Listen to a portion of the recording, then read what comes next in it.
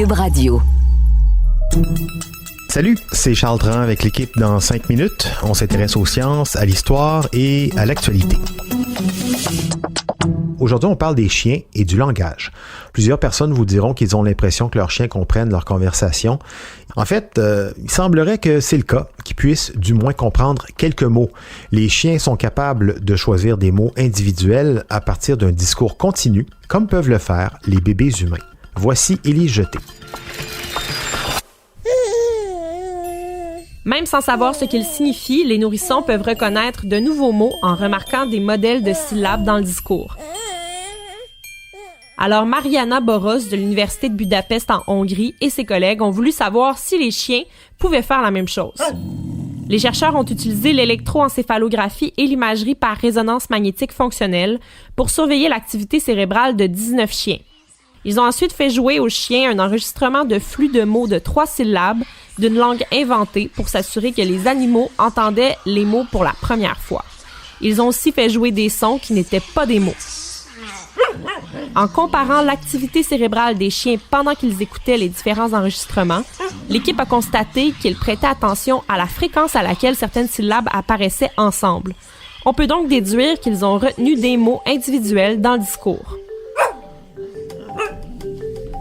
Cette capacité à reconnaître des syllabes séparées a été observée chez des nourrissons aussi jeunes que 8 mois lorsqu'ils segmentent la parole tout en apprenant leur langue maternelle. Le fait que les chiens puissent le faire aussi nous en dit un peu plus sur l'évolution du langage. Une autre étude menée par la même équipe en Hongrie a récemment prouvé que les chiens dotés d'une capacité spéciale à comprendre le langage humain peuvent apprendre jusqu'à 12 nouveaux mots par semaine et s'en souviennent généralement après un délai de 2 mois.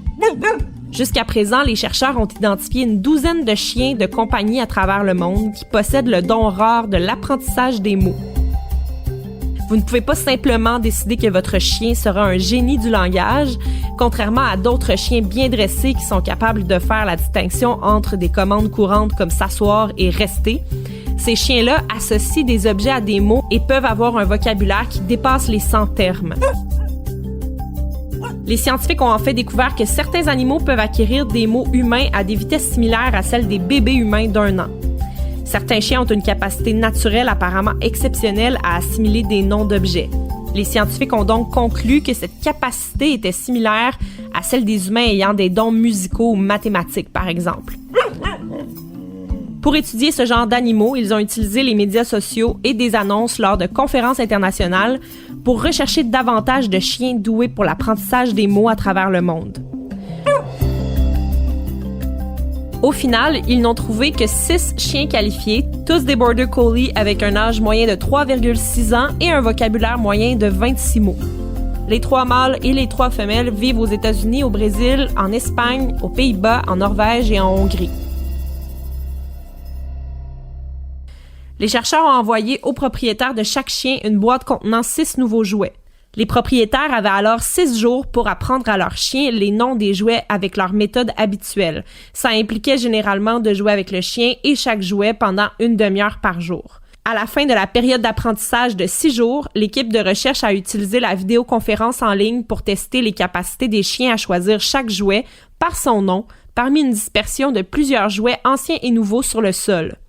Ils ont demandé à chaque propriétaire de s'asseoir avec le chien dans une pièce et de leur dire d'aller chercher un jouet donné en disant « va chercher l'extraterrestre », par exemple, et tous les chiens ont réussi à ramener au moins 5 des 6 nouveaux jouets. L'équipe a ensuite envoyé une deuxième boîte avec 12 nouveaux jouets et a répété le processus et tous les chiens ont réussi à ramener au moins 11 des 12 jouets. Ensuite, la moitié des nouveaux jouets ont été rangés pendant 1 mois et l'autre moitié pendant 2 mois, et les chiens ont été à nouveau testés après chaque période de stockage. 5 des chiens se souvenaient de tous les noms de jouets après 1 mois et 4 chiens se souvenaient de tous ou presque après 2 mois. Selon les chercheurs, les chiens doués pour l'apprentissage des mots constituent un excellent modèle animal pour étudier la façon dont les humains acquièrent le langage. Disposer d'un modèle animal d'acquisition du langage est important pour la recherche, en partie parce qu'il offre une base de comparaison pour comprendre quelles compétences d'apprentissage des langues sont spécifiques aux humains et lesquelles ne le sont pas. Oui, et on risque d'avoir pas mal de surprises en plus, si on se met à étudier comment les chiens apprennent les mots, la communication, verbale ou non, entre les espèces animales, entre les animaux et les humains. C'est un sujet super intéressant et pas qu'avec les animaux domestiques. C'est bon de savoir qu'en étudiant le langage et ses processus d'acquisition, on peut aussi en apprendre sur d'autres espèces. Ça nous rapproche un peu plus des autres êtres vivants. Merci Élie Jeté, c'était en 5 minutes.